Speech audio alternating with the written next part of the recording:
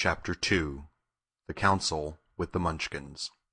She was awakened by a shock, so sudden and severe that if Dorothy had not been lying on the soft bed she might have been hurt. As it was, the jar made her catch her breath and wonder what had happened, and Toto put his cold little nose into her face and whined dismally. Dorothy sat up and noticed that the house was not moving, nor was it dark, for the bright sunshine came in at the window, flooding the little room. She sprang from her bed, and with Toto at her heels ran and opened the door. The little girl gave a cry of amazement and looked about her, her eyes growing bigger and bigger at the wonderful sights she saw. The cyclone had set the house down very gently, for a cyclone, in the midst of a country of marvelous beauty. There were lovely patches of greensward all about, with stately trees bearing rich and luscious fruits. Banks of gorgeous flowers were on every hand, and birds with rare and brilliant plumage sang and fluttered in the trees and bushes. A little way off was a small brook, rushing and sparkling along between green banks, and murmuring in a voice very grateful to a little girl who had lived so long on the dry, gray prairies. While she stood looking eagerly at the strange and beautiful sights, she noticed coming toward her a group of the queerest people she had ever seen.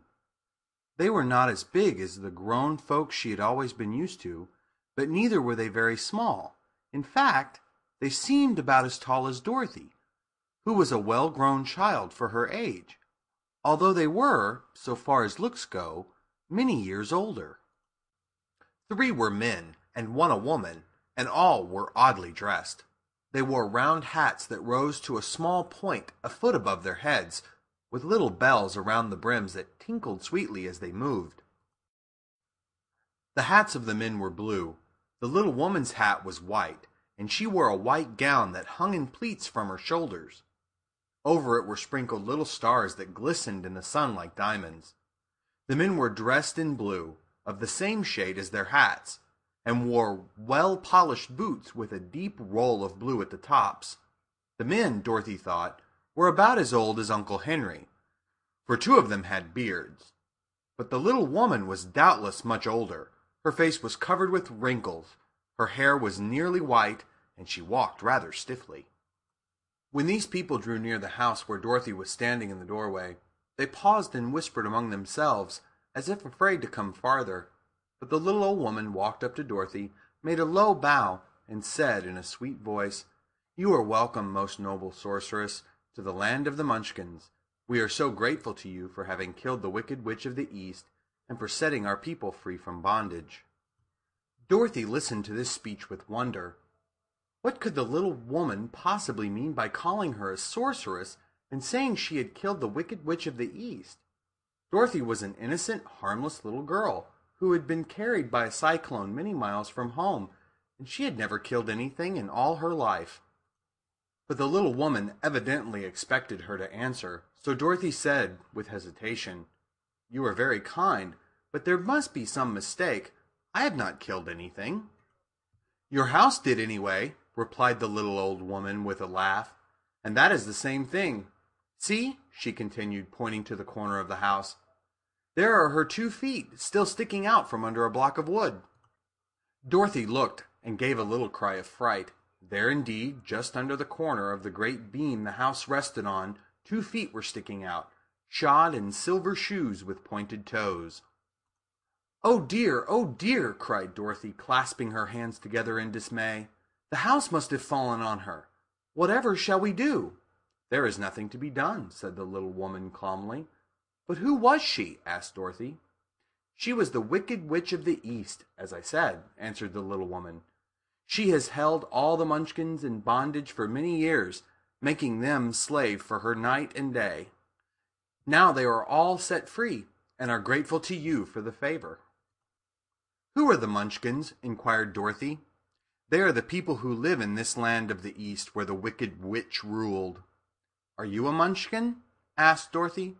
"No, but I am their friend, although I live in the land of the North. When they saw the witch of the East was dead, the Munchkins sent a swift messenger to me, and I came at once. I am the witch of the North."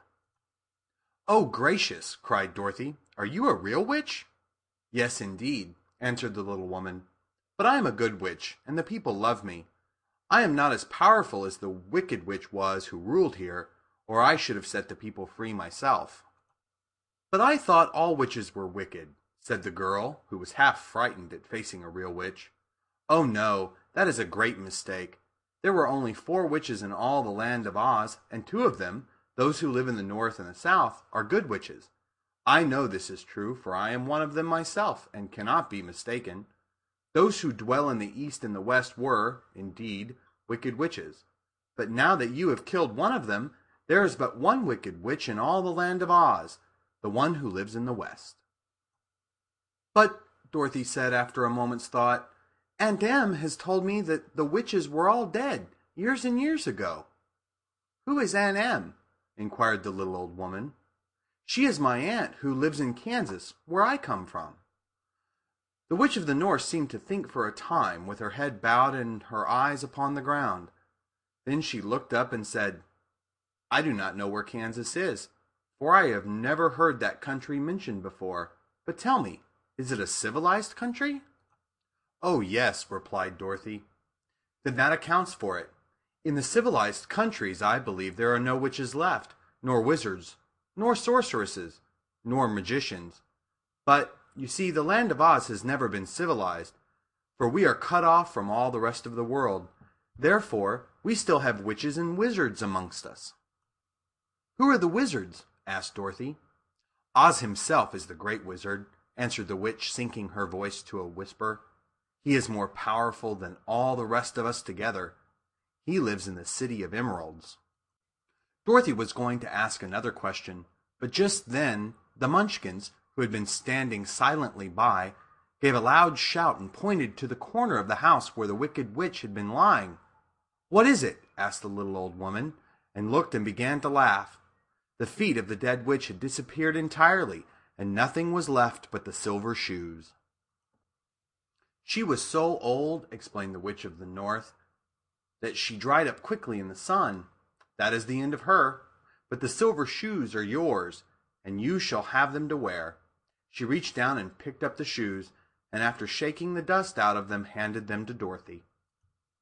"The Witch of the East was proud of those silver shoes," said one of the Munchkins, "and there is some charm connected with them, but what it is we never knew." Dorothy carried the shoes into the house and placed them on the table. Then she came out again to the Munchkins and said, "I am anxious to get back to my aunt and uncle, for I am sure they will worry about me. Can you help me find my way?" The Munchkins and the witch first looked at one another, and then at Dorothy, and then shook their heads. "At the east, not far from here," said one, "there is a great desert, and none could live to cross it." "It is the same at the south," said another, "for I have been there and seen it. The south is the country of the Quadlings." "I am told," said the third man, "that it is the same at the west, and that country, where the Winkies live, is ruled by the wicked witch of the west, who would make you her slave if you passed her way." "The north is my home," said the old lady, "and at its edge is the same great desert that surrounds this land of Oz. I'm afraid, my dear, you will have to live with us." Dorothy began to sob at this, for she felt lonely among all these strange people. Her tears seemed to grieve the kind-hearted Munchkins, for they immediately took out their handkerchiefs and began to weep also. As for the little old woman, she took off her cap and balanced the point on the end of her nose, while she counted 1, 2, 3, in a solemn voice. At once the cap changed to a slate, on which was written in big white chalk marks, "Let Dorothy go to the City of Emeralds." The little old woman took the slate from her nose, and having read the words on it, asked, "Is your name Dorothy, my dear?" "Yes," answered the child, looking up and drying her tears. "Then you must go to the City of Emeralds. Perhaps Oz will help you." "Where is this city?" asked Dorothy. "It is exactly in the center of the country, and is ruled by Oz, the great wizard I told you of." "Is he a good man?" inquired the girl anxiously. "He is a good wizard. Whether he is a man or not, I cannot tell, for I have never seen him." "How can I get there?" asked Dorothy. "You must walk. It is a long journey, through a country that is sometimes pleasant and sometimes dark and terrible. However, I will use all the magic arts I know of to keep you from harm." "Won't you go with me?" pleaded the girl, who had begun to look upon the little old woman as her only friend. "No, I cannot do that," she replied, "but I will give you my kiss, and no one will dare injure a person who has been kissed by the Witch of the North."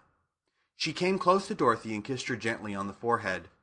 Where her lips touched the girl, they left a round, shiny mark, as Dorothy found out soon after. "The road to the City of Emeralds is paved with yellow brick," said the witch, "so you cannot miss it.